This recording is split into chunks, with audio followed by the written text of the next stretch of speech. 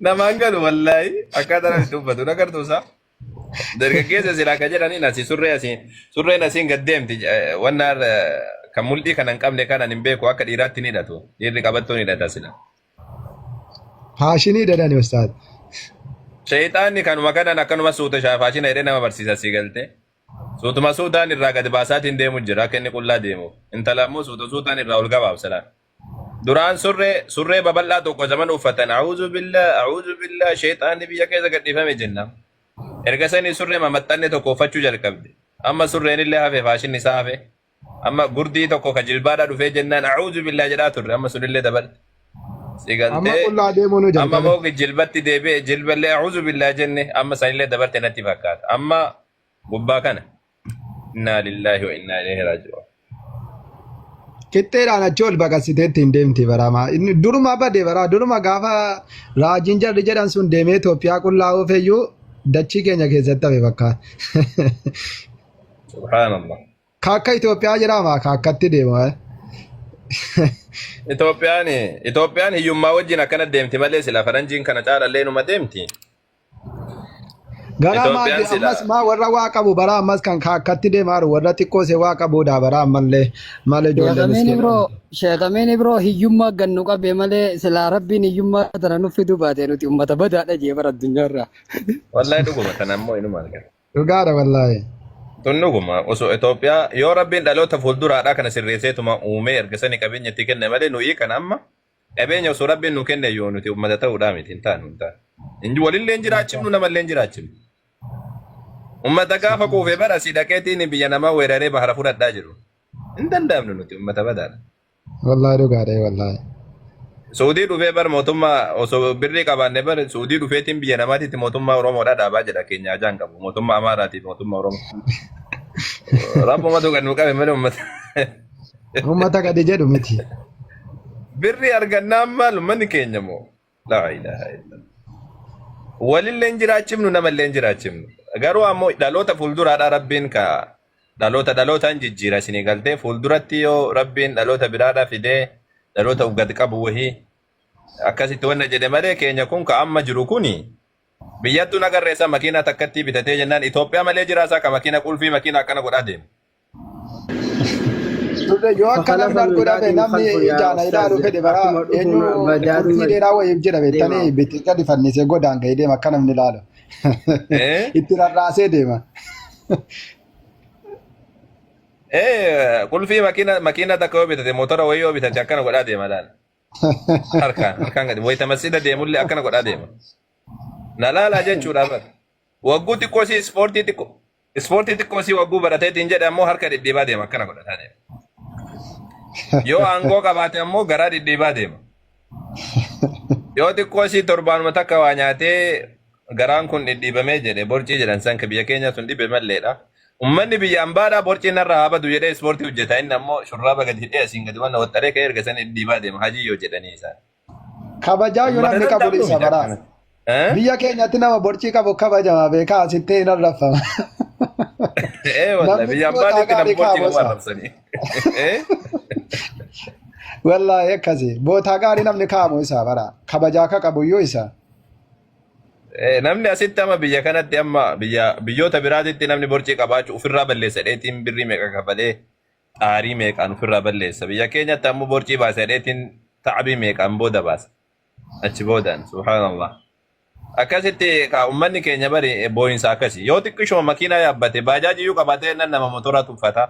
Makiinaa yoo harkaa qabaate assalaamu alaikum wa rahmatullahi wa barakaatu. Wa alaikum assalaam siin jedhee si bira godhe. Xiqqeesseetuma. Intalli koo keetetti kun dhuguma kiristaana moo eegas na barreesse kiristaana na qabsiisaatti. Koo keet ka jettu mujaa kana. Tokko jedha kana barreessi. Seensi isaanii akka hundattuu yoo hin soballee jette nutu ishii sobnaati. Yoo dhugaallee taate rabbiin isii haa qabsiisu seensisaa. Eegas na barreessaa arti galchaanii ijoo. Hin sobdi. Maa yoo sobde rakkoon qabu hin qabsiifna. Yoo sobdellee rakkoon qabdu isin ma sobdee yoo haa qabattu homaan chiggiriin qabu isin rakkoon qabdu. Sobii iyyuu qabaddu ati rakkoon qabu. Taatummaan qabannaa ta sobuutti deebina. Kottu. firfaareen nu qaqqabe daanoo jarri maa firfaareen nu qaqqabe daarani warri kaan firfaarii fayyadamaa irra hin jenne jarri. Firfaarii fayyadamaa jiranii firfaariitu sin qaqqabe waan ta'eef firfaarii dhiisaa kottaa firfaariin nyaatina. Firfaarii miti guutumatu nu dakkaa. Maal jettee buddeena ijoollotaa fuudhanii sarootaa kennuun hin ta'a jennaan iyyuu firfaarii nu isheen qaqqaba jennaan. Inni akkaataatti amantii keetiiti malee akkasii miti. Warri barsaafni Waaqayyoon gargaar nama qoqqoodu. Waaqayyoon gargaar nama qoqqoodu qixxuma nama ilaala waan ta'eef. Intala salaalee bari inni akkana jedhe buddeena ijoollotaa fuudhanii sarootaan kennuudha. Saroota jechuun saba biraati bari. Ammas Laa akkas jechuu miti.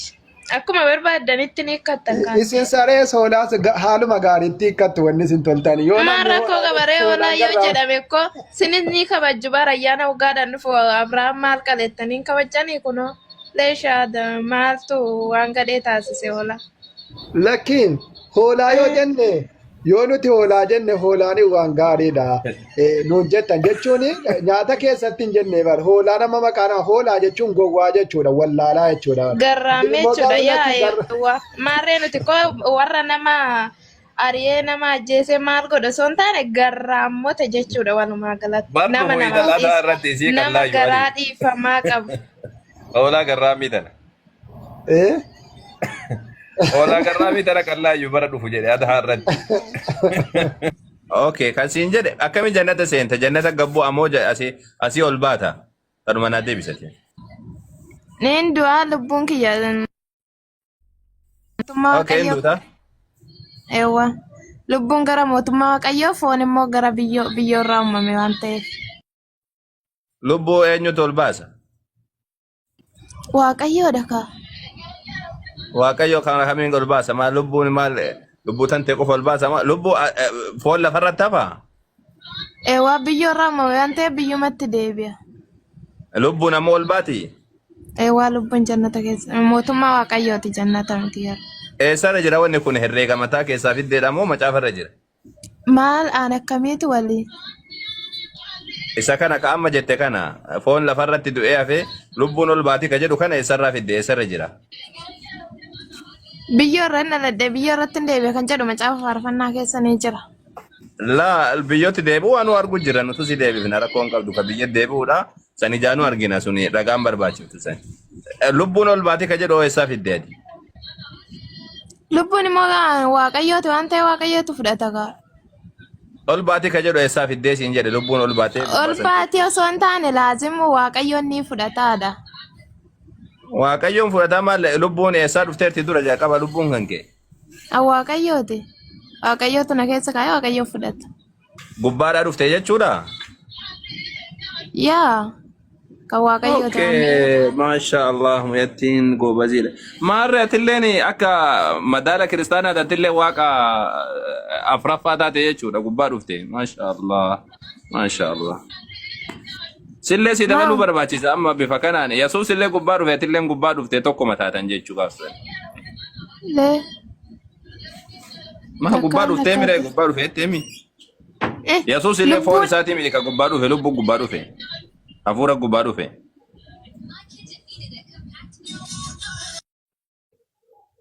Hin cufattaasa.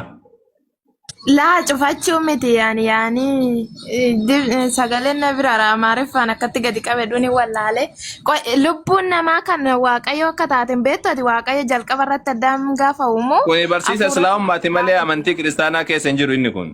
Lubbuun gubbaa dhufti ka jedhu Islaamummaa keessa barsiifama malee kuni ati bar kanaaf darsoo malsiisiin jedhaan. Barsiisa Islaamummaa dhageeffattee dhayitee pheenta irratti feeta bar. Hin jiru macaafa kiristaanaa keessa kun wanni amma dubbattu kun.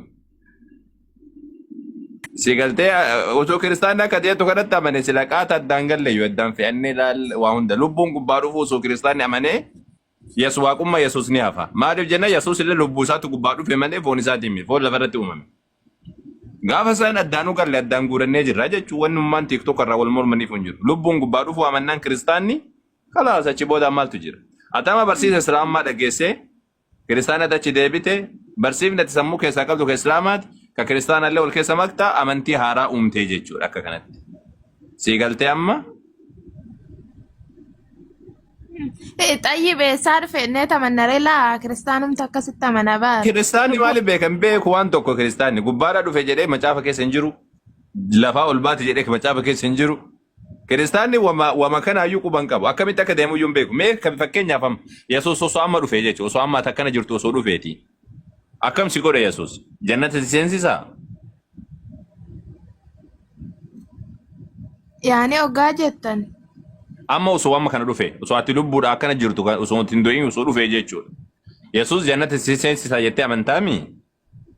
إيوه قالوا ساتوبيكا يعني كل توديسو هي ساتوبيكا مالي ما أدري بيك لا لا ati qulqullee tayyib kama gaa seensisu way fakkeenya ati nama qulqulluudha jennu. إيوه Fakkeenyaaf si fudhadhe malee ati atummaan hin seente jechuudhaaf si waa kan keera si gaafachuu. إنما سينا لا أبدين كاو Illa rakkoon qabdu sa'itti deebina. Rabbiin sadii jedhan seenani jannata tayyee. Akka hundatu Yesuus osoo amma dhufeeti ati amma jannatan seentaa jennu. Yesuus amma jannata si seensisaa jennu gaafa dhufee jechuudha. Lafarratti jannanni lafarra jirti jannatti lafarra si seensisa moo qaama kan keetiin ol fuudhee siin baha moo qaama kana kenkee kana sirraa kuffiseetii waan biraa fuudhee ol baha moo akkamitti jannata si seensisa? يعني فون كنا أسمر تفتي بيا لفات تفتي لبو بتشاتو با Ejjeesee fuudhee ol baha jechuudha Yesuus. نيما مرمتي جدا متيري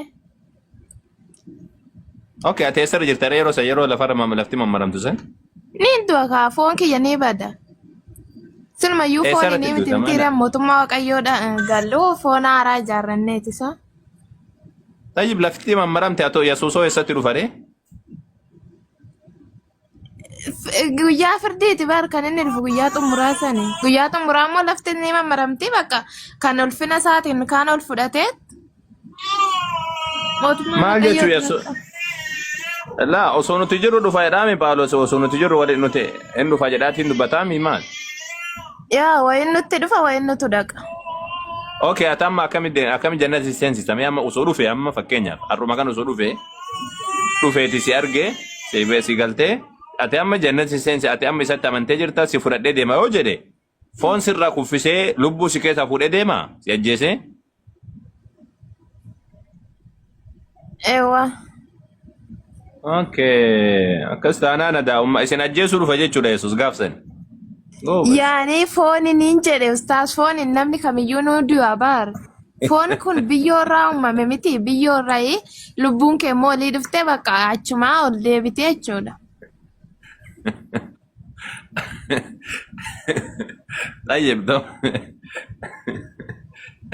Tayyib kan keechumatti onnaa jennuudha. Nu hoo akkam godha wagguu dhufe fakkeenyaaf amma nammas jira akka hankeetitti amma ani Yesuus waaqa bitee dubbachuu jira tayyib.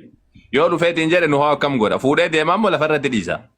Sinamummayyuu duutaniittu bar duuti bakka lamatti qoodama akka kiristaanatti. La du'a lubbuudhaan baanu du'a wannaadhaan baanu gaafa dhufe akkam godhaa siin jedhe malee nu hoo akkam godha? Yaani isinitti faradama kaasin. Akkam godhee nutti faradama hidhaa wayii lafarraa qaba moo? Waaqayyoodhaan faraduu hin danda'u maatti beeka ustaazin biyyoon beekwane kana. Yaani isin osoo jirtaniyyuu itti namane waan ta'eef isinitti faradamaa jedha. Kan nama faradamuutti deebina yeroo takka kan faradamuu dhabu haa ta'u ani amma akkaataatti nafte faradu barbaade amma dhufe haa jennu fakkeenya isaatii kana ani amma awwal as jira Suudii keessa jira Yesuus dhufe jedhanii wagguu dhufeetiin jedhan nuyi kan amma warra Suudii keessa jiru warra Ameerikaa biyyoota garaagaraa keessa jiru kana akkam godha fakkeenyaaf inni ajjeesaa kanallee ajjeesee fuudhe. Ulfina isaa fuuldura eenyumti dhaabbachuu hin danda'u kan ulfina isaatiif kenne silmayyuu ol fudhatama kanan duruma immoo itti faradamee firdiidha kaa gara abiddaatti qajeela. Maasillee ajjeesuma jira nalleen ajjeesaa itteemi foon kiyya ajjeesee geetiin lubbuu keessaa fuudhee deema itteeba. Anoo akkam godhaa siin jedhe. Ol fudhata bakka dogongoreen ani ulfina waaqayyootti ol fudhata. Foon kan kee wajjin moo? Ragaan qabu garuu ani hin beeku bakka hin baranne achiin keenya. Nu hoo akkam godha tayyee foon wajjin itti hin guba lafarraa guutuu isaadhaa wanni kun guutuu naa badu jedhee. Isin achumarraan gara firdiitti qajeeltu. Firdi eessa farada siin jedhe mana hidhaa wayii as Goontinaa moo Ameerikaa dhaqna moo Maakalaawii. Ammumayyuu isinitti faradameeraan jedhe bar. Maal nutti faraduun maal firdi jechuun bar nama qixaatu jechuudha misa akkam godhee nutti farada eessa nutti faradaa siin jedhe. Takka gara jannataadhaa gara gubbaatti ol nu fidee mee eessatti nutti farada fakkeenyaaf amma Jannatan gastan jechuudha dhibbaan dhibbatte. jannata akkam taanare akkam nu godha mootummaa waaqayyoon galtanii yaani faradin jedha waan ta'eef garuu abidda galtoodhee akkam nu murteessoo godha nuti lafarra jirraami amma dhufe yaa jennu amma kana akkam nu godha amma nuti wagguu nutti dhufe kanaaf iyyuu akkam nu godha isinii gara daabiloodhaatti wayin gara seexanaa maqaa yesuus seexana isadha innadee lafarra jirraati lafti ni mammaramtee baddii isin immoo jaan baqa ani hin beeku laa hin beeku biyyoo kanaafuu bara amantiin kan kee xumurri isaa hin beekuma kana si galte wannummaan ani amma darsu malsiisin jedhe fisuma kana hin beektu waan darsu tokko malsi naan garanaan jedhina deemanii garas kiristoosin darsu malsiin jennu maal jennare kiristaana jennaare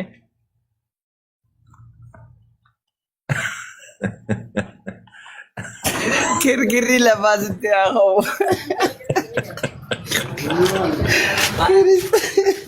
Wallahi lisi. Awoota na ta Phaawulosuu jibbe. Bar Phaawulosuu ni lola. Ustaaz. Deebi'uun gonkumaan ta'uu jaabar deebi'uun amanuu lamada garaa yaada geeddarachuu illee hin dandeessu jaa. laakii yaada garaa fi geeddarachuun ni hin danda'ama danda'amu ni Hin danda'amu. danda'ama cuuphaan laman jirtu cuuphaan tokko jedha Phaawulos amantiin tokko cuuphaan tokko garuu isuma sana kanaafuu irratti immoo cuuphaan yoo laman jirti amma lamaffaa cuupham taati cuuphaa duraadha balleessite wassalaam garaawwattee jira laa cuuphaan tokko jedha hin Phaawulos balleessine yaani qalbii giddiidhaan seentamoo ati darso malsiin amantii kiristaana deemuun darso malsi naan jedhina ustaas bilis kiristoosin darso malsi akkan jenne yaani qalbii yoo jijjiirratan aadidha hin danda'amu abadan maal cuuphaa lama cuuphamtamoo Phaawulos cuuphaan tokko jedha cuuphaan laman jirtu ati giddiidhaan lama cuuphama jettamoo amantii kiristaana Phaawulosiin achi gori jettee giddiidhaan lama cuuphamtamoo ati yaani cuuphaan amantii fayyinaaf osoo hin taane cuuphaa seera baar amantiidha kasi fayyisu waan ta'eef cuuphaan waman fayyadu jechuu keeti yaa cuuphaa seeraaf malee amantii keessatti maal qabaree bu'a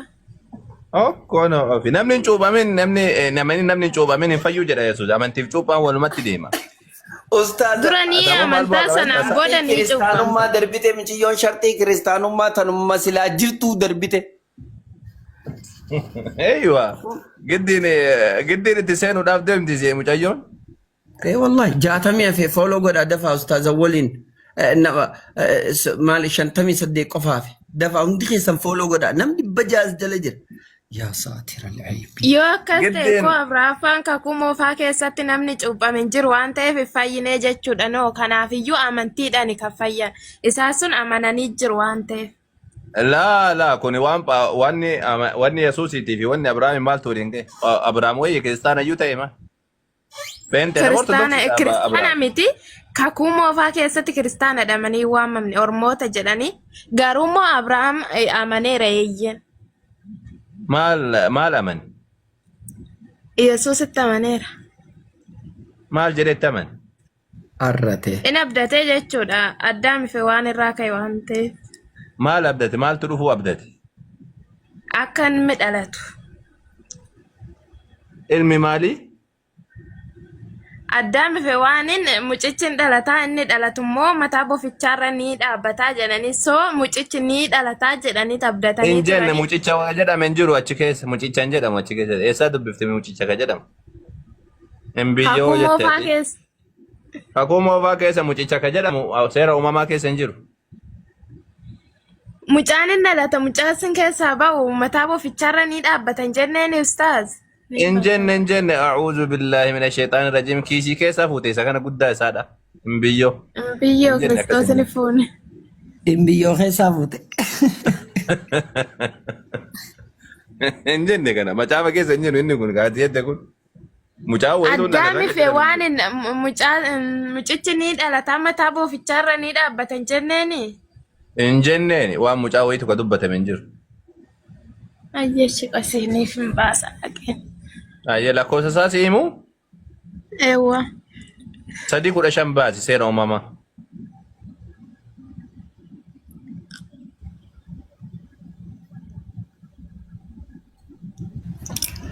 Yalla fooloo godhaa. Kuma waa xiqqeeshoo hafela. Jaa qofaa fi nama jaa qofaa. Itoophiyaa waggaa 150 bari'aa mucaa maal taasisa? Maqaan Itoophiyaa jedhu waggaa 150 qofa. Biyyoonni biraa wayina biyya maal Biyya biraa jedhamu? nagaafadhu ka biyyoota gurguddaa nagaafadhu. Yeroo sanitti biyya kan taatee jirtu nagaafadhu malee Itoophiyaa itti nagaafattaa isaa Itoophiyaan waggaa 150 qofa. Mee dura ka mucayyoo kanatti garsiisame. Ka mucayyoo kanatti garsiisame yeroo takka. Sirriitti ilaali maal jedha si fakkaate kuni zakkaat istinaay ka jedhan sanin beektaam yookaan chaajjimaalee si mul'atami lakkoofsi Eewwan. 182,000 jedha si galtee naannoo 182,000 jira masiixiyyiin fi Israa'el kiristaana Israa'el keessa jiru lakkoofsi isaanii haga nagaa jedha 182 ويشكلون حوالي 2 نسبية من إجمالي السكان من إجمالي السكان أكا ولي قد بارسنتي لمتان ورا قبطو تبيسني كيسا معظم المسيحيين الرباين كريستانوتا في إسرائيل كيسا كان جراني هم من العرب إسان عرب الرأي جريتين دبت سرت لا عرب الرأي جريتين دبت ورمان جران سنيو عرب الرأي مالك سب إسرائيل الرأي سبني يسوسي واقع جاتشو ورما تكو سيدا وانا جريتو ولا تو يسوسي واقع جرام مالي manni waa beeku akkasii sabni Israa'el beetee waa beeka xiqqoollee taatu hin jalate malee beekaa jalate malee waa kan jedhuun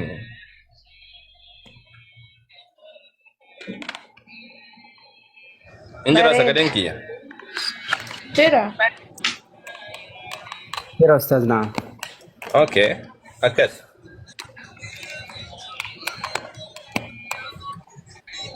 Kanaafiyyuu lafa sarraa yaa baay'atanis yaa xiqqaatanis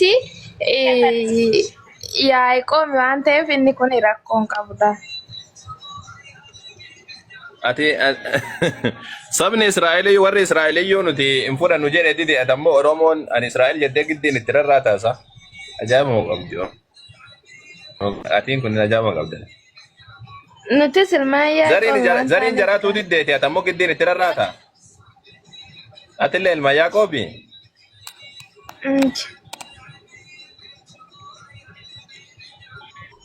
okay gara Israa'el fe'adha malaalladhu timee gara Israa'el kanatti achi nurraa fe'adhu ka ilma Yaaqoob taanaani nuti ilmaan Oromooti Oromoon ka xabbooti jedhanii xabbo ka mana citaati jedhanii akkas dubbatanii xabbo ka waaqooti nuti achirraa gad dhufne nuti ammoo asitti kun Oromoon tokko jennee tirrarra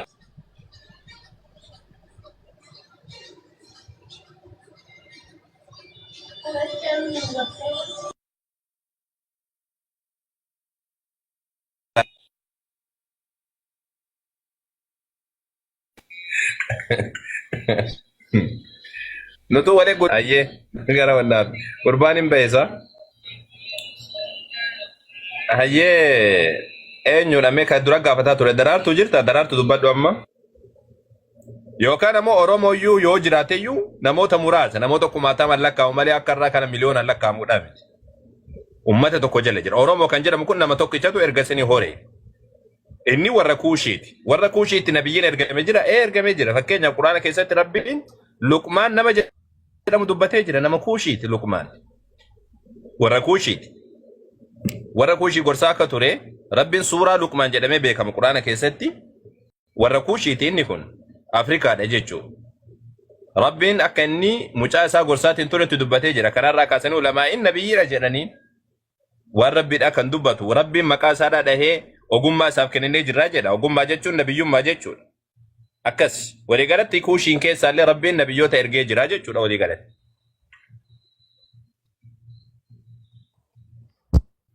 Hayya Yesuus Kiristoosiin ala nabiyyiin biraan ni jiru jechuudha yeroo Yesuus Kiristoos dhufe sanatti.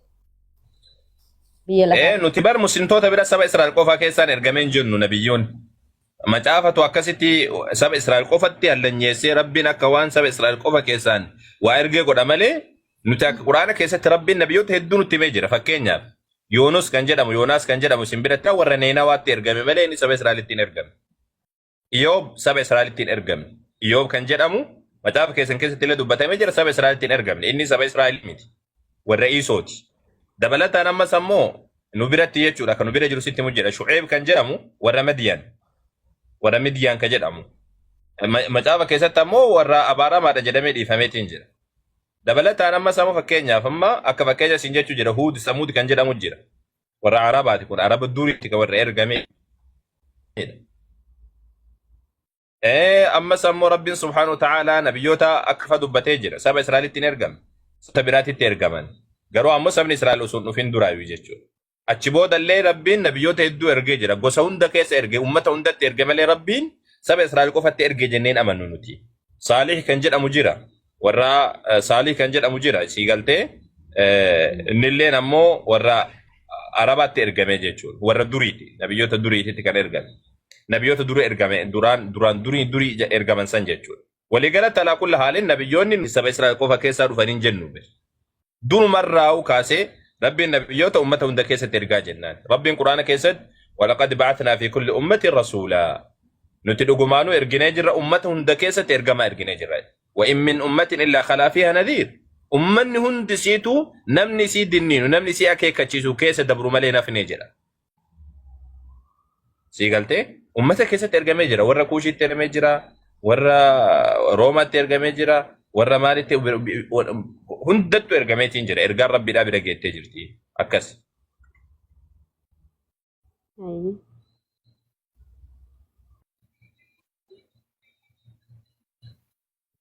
Jirtaa daraartu? Jira. Ayyee akkasitti amanna. Gaaffii bira qabda. Diroon sun eessa kabteessaa? Dida ammoo didoo jette. Ustaaz wangeela keessatti immoo deematoo handaara amma handaara lafaatti lallabaa ta'uu hunda bartoota koo godhaadha warra cuufatoo Israa'el qofaaf osoo hin taane.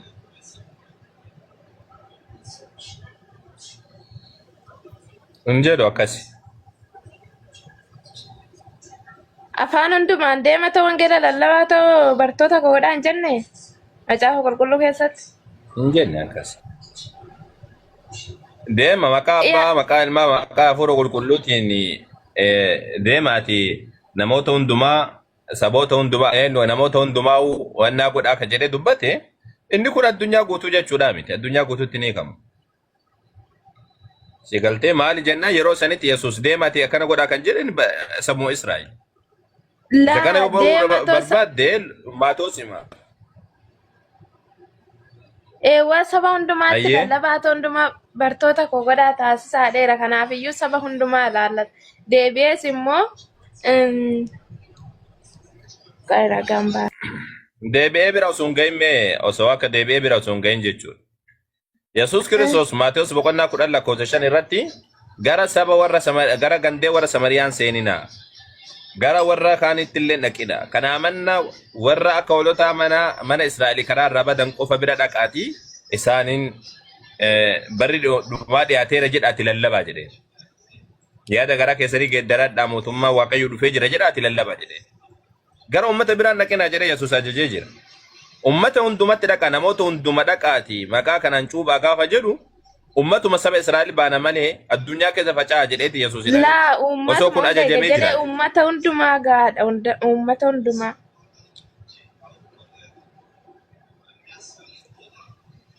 Okay tamam. Mee akkuma teette kana sirraa fuunu. Ummata hunda bira gaa jedhe Yesuus yoo barattoonni Yesuus Kiristoosii waadaa kana ni diigamoo bakkaan gahan. Yaani yeroo saniif lallabaniiru hundinuu deemaniiti. Saba Israa'el keessa hin baane yaa mucaa. Phaawulosiyyuu waan kanan dubbata maal jedha Phaawulos? Akkuma warra dhagna hin qabatin bira wangeela qabuun adaraa anatti kenname Phexrosittis akkuma Phexrositti warra dhagna qabatan biraan gahuun wangeela biraan gahuun adaraa isatti kennamee jira. Phexros faati adaraan itti kenname warra dhagna qabatu Yahudota bira Yahudota biyya garaagaraa keessa jiraniin olii gaffacanii jiran. Yahudota bira keessa jedhe malee Yesuus Kiristoos warra dhagna qabatan kan jedhamu Yahudota malee yeroo sanii kan dhagna qabatu hin jiru. Zigalaa miti isaa wannan jedhe. Yahudota duga dhagna qabata. Warra dhagna qabatu biraan gahuun akkuma Phexrositti dhageeffadha. Warra dhagna qabatu biraan wangeela gahuun akkuma Phexrositti adaraa kenname anattis warra dhagna hin qabanne biratti gahuun natti kennamee jira jedhe Phaawulos. laalam Yesuus Phexrosin fa Phexros jechuun barattoota Yesuus keessa warra hangafaati. Ka adaraasatti kenname eenyuun bira hangahuudha yaa hawwi. Namoota hundumaa biraan ga'uudhaaf. La warra dhagna qabatan jedha Phaawulos. Ati Phaawulosin caala beektamosa? Laa barumsa isaa fudha malee isa caalan beeku. Phaawulos kanaafuu Phaawulos warra dhagna qabatu biraan gahuun itti kenname jedha. Yahudoonni biyya garaagaraa keessa waan jiranii fi Yahudotuma biyya garaagaraa keessa jiran biraan gahaa jedhe malee Yesuus saba biraan gahaa hin jenneen. Kanaafuu Phexrosin Phaawulos qajeelchee himee jira warra dhagna qabatu biraan gahuun akkuma adaraa itti kenname jedha. Adaraan itti kenname jalatti barattootatti Yahudota biraan gahudha. Yahudonni Yerusaalem qofa hin jiran. Sigaltee Yahudonni biyya Giriikii keessa jiran jiru. Akkasumallee warri Antookiyaa jiran jiru. Biyyoota garaagaraa keessa faca'anii jiran. Damaasqoo jiran jiru. Biyyoota garaagaraa keessa faca'anii jiran. Yahudota bira gahuun deemaati Yahudota kana biraan gahaa jedhee Yesuus ajaje malee saba hundaan gahaa hin jenneen. Osoo akkas taate warra dhagna qabatan qofaan biraan gahuu itti kennamaa jedha Phaawulos. Kanaafuu barattoonni hin ajajamne, barattoonni saba hundaan gahuun ajajamne, barattoonni ka ajajaman warra dhagna qabatu biraan gahu. Sunis eenyudha? Yahudota. Siigalaam isaa, siigala jechi kiyya kun. Yesuus tasuma taate deemate addunyaa guutuu waliin gaha saba hunda yaaman jenne. Yahudota mataanii warra biyya garaagaraa keessa jiran. Warra dhagna qabatan dhaqaatti itti geessaa bira ga'eera bar ustaaz arrallee nasu Itoophiyaa dhufee kun bira ga'ee jira bar addunyaa muluu waliin gaamee. Ati ka Phaawulos si bira ga'e malee ka barattootaati miti yaa goba jira. Kanaafuu bira ga'e ka Phaawulos si bira ga'e. Kanaafuu Phaawulos immoo ergamaa Yesuus keessaa isa tokkodha ka. Koon haafi jedhi. Dubartittiin immoo deebi. Dubartittiin. Kana gurraachataa kotte. Wannan Phaawulos illee nama ta'eessa. Phaawulos barattoota bira dabartee amma gara Phaawulosii ceeteessa. Kanaafiyyuu inni isaa hundinuu nu bira ga'ee jira. Kanaafiyyuu dubartittiin Yesuus fayyise sun ikkoo Israa'el miti gosa Israa'el keessa miti baar. Akka amantii keetii siif haa ta'u dheeni ishii fayyise Israa'el keessa miti kan uffata isaa tuttee fayyite sun. Maali Yesuus dideetiin ture kadhaa guddaadhaan itti dhaqeetiin fayyise malee didee ture ani lakki buddeena hin kennu jedhe buddeena sarootaaf hin kennu jedhe. Yaa akkaataatti kadhataa jennaan tirfiinuma nyaannaa jetteen dhageeffadhu waan jetteen. Buddeena ijoollee sarootaaf kennuun hin ta'u jennaan tirfiin nyaannaa rakkoon qabdu jennaan tirfii kenneef. Waan darbame balbalarratti eeggannee waan darbame numa nyaannaami jettee jennaan tirfii isinuma sii kennina jettee. Tirfii kenneef suni tirfiidha suni. Malee hundeedhaan sun buddeenni ijoolleedhaan barattoota saba Israa'eliif. Garuu ammoo saree kan jedhamu waan saniin alaadha sareen balbalarra eeggattee tirfii nyaatti intalli illee tirfii nyaattee jechuudha. Tirfii fayyise malee Yesuus Kiristoos tirfiin beektaami irraa hafa jechuudha. Waa tirfii fayyisuu miti gaa Yesuus Kiristoos eega fayyiseera waan ta'eef. Laa tirfii fayyisee yaa gobatii ko macaafumatu akkas jedhanaa miti bar tirfiidha sun hambaa jechuudha. Hin biyyoon maali macaafa hin biyyoo jetta bosa.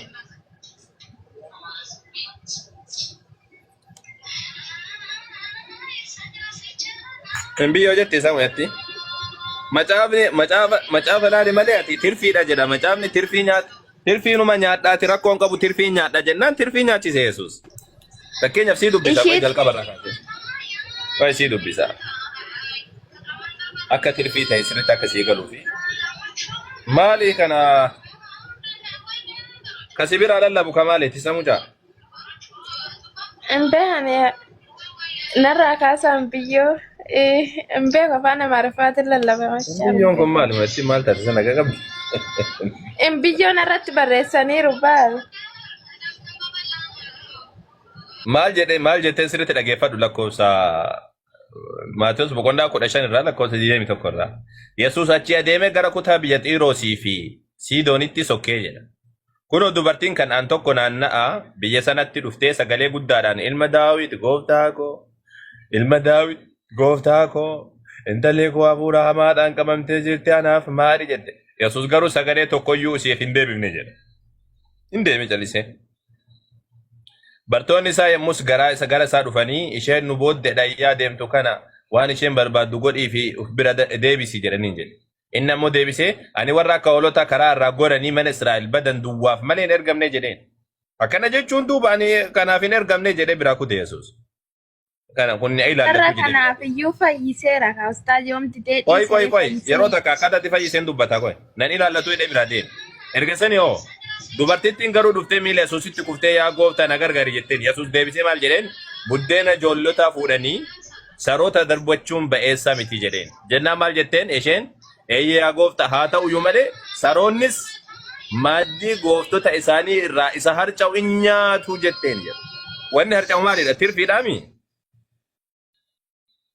hambaadhaami yaa hawwi eewa okay kanaafuu amma tirfii hin nyaatu jetteen saroonnis waan sila tirfii hin nyaatu waan gaddarbatan kana waan lafa bu'ee hin nyaatu jetteen jennaan kanarratti jedha kun bakka kana sirriitti hin kanarratti Yesuus dubartiin nan amantiin kan kee guddaadha jedheen jedha. eewa Tirfiidha jechuudha tirfii nyaattee jechuudha. amantii qabu amantiidhaan ni fayyaa jechuudha walumaa galatti akkasitti amantiin kan kee guddaadha jedheen malee akkasiidha miti amantiin isiidha haa jiraachuu baatu Yesuus isin amantii amanuu baatte tirfii nyaachise. Sigaltee sareen tirfii nyaatti kanaafuu intalli illeen namittiin illeen tirfii nyaatte jechuudha tirfii fayyite malee Yesuus osoo sila saba Israa'el taate jallisee biraan deemu na fayyiseenaan jallisee biraan deemu. Dewa si gaafa bakka kanatti tayyee xiqqoosi. Xiqqoosi waa si gaafa wama xiqqoosi si gaafa dhamee. Jalqaba irratti Yesuus intalli tun itti dhuftee na fayyiseenaan maaliif dhiisee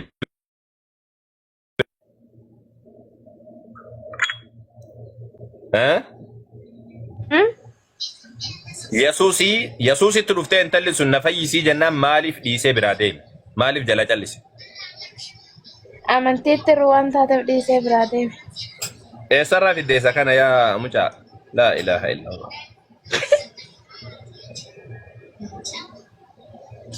Yaani macaafa qulqulluu jedha kan.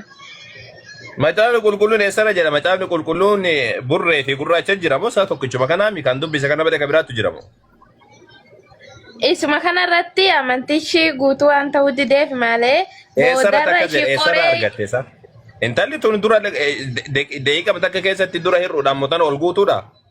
Rabbi kan kelleen sodaatu xiqqoo mallee yaa mucaa dubbachuudhaaf. Intalli amma deeqa takka dura hir'uudha. Ammootana ol guutuu taateessa. Maal deeqa ma jijjiirama namni amantiin ammootan guutuu ammootan hir'uudhaan maaliin isaa? Yoo ta'e illee akka taate akkasii miti. Yesuus maa didee biraa deeme? Maaliif dura jalqaba intalli dhuftee akka ishiin amantii qabduu fi akka amantii qabne ilaaluudhaaf akka amantiitti cimtee dhaabbattee jirtuu fi akka amantiitti cimtee dhaabbanne. Waaqa naan hin jenne ati waaqa jettee amantaa meeti. Eewwa. Amantii namaallee amantii jabduu fi amantii xiqqoo haa taatu ilaaluudhaaf naan jettasa. Akkas hin jenne Yesuus. Naan ilaallatu jedhee biraa deeme jalqaba. Ani saba Israa'el qofaaf ergame jedhee dhiisee biraa deeme. Akka macaafni jedhu. Akka sedeen jiru achirratti. Nani laallatu. Bani dubbisi yalla. Mbeen macaafa. Lakkoofsa 21 irraa dubbisi nani ilaallatu jedhee biraa deeme Yesuus. Barattoonni iyyuu itti dhufanii dubbatanii yaa nani ilaallatu an saba Israa'el qofaaf ergamee jedhe. Saba Israa'el lafaa miti Yaaqoomiidha waan ta'eef duniyaa tana waamatti hin jiru. Israa'el biyyatti jijjiirame reefudha. Israa'el jechuun biyya siin jechuun hin jiru waan biyya sitti taasa'u hin jiru. Biyyi bara kaluu kana ijaaramte ka biyya sitti taasa'utti hin jiru ani. Biyyoon beeku ani haasaa nama biraa wajjin. Ayyaayye tole. Atillee rabbii si haqa jechuu yaa darsu malsi. Yalla kan biraadha dubbadhaame. Tamasoo naan hin jedhine. Maal jennaree darsu malsi jechuu dhabne. Maqaa biraa isaa fuuna pheenxee siin jennaadhe pheenxee miti. Ortodoksii siin jenna ortodoksii miti. Pirootestaantii siin jenna moo pirootestaantiidhaa miti. Musliima siin jenna moo musliimaa miti. Amantii darsu malsii jedhamu sanuma amantii darsu malsii jedhamu jira jidduu amantii darsu malsii jechuun wannaan isinii galtee jidduu jireessa jechuudha ka walitti makaa ayyee haya eenyummee kabiraa kan dubbatu yaa jamaa dubbadha Ali assalaamu alaikum. Waalaikum salaam wa rahmatullahi wa barakatuh. Ustaz jirtanii? Jirta baasteraalii nagoma qabdaami? Wallahi jira alhamdulillah naguma. Salaam na'u maal fakkaatame? Allen wallahi bareeda jira kun alhamdulillah nagaa keessanii. Bar cammartee dhuftee akka Itoophiyaa deemte Amaariffaa dhukkee irraa kaaftee deebite. Inni አማርኛ አውቃለሁ ብዙ አይወራም እኮ ከናው ድርቅችን በርሲሴ Kookee diinseetiisa jabaa kanaayyuu ana barsiisee Kanaafuu wal keessa akkam makuna godhe silaa maaliif qulqulluun haasaa.